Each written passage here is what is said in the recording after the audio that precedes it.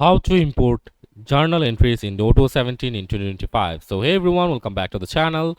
So in this video I'm going to show you how you can import journal entries in Odoo 17 in 2025. So for that you have to first access the import functions. So for that you have to go to the accounts module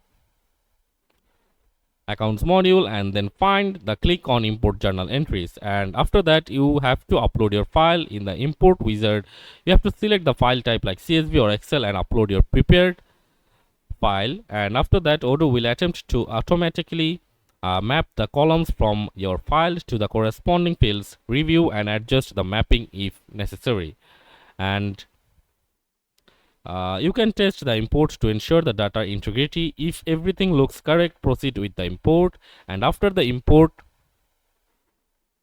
verify the newly created journal entries in the journal entries list. So that's it for this video. See you on the next one, guys.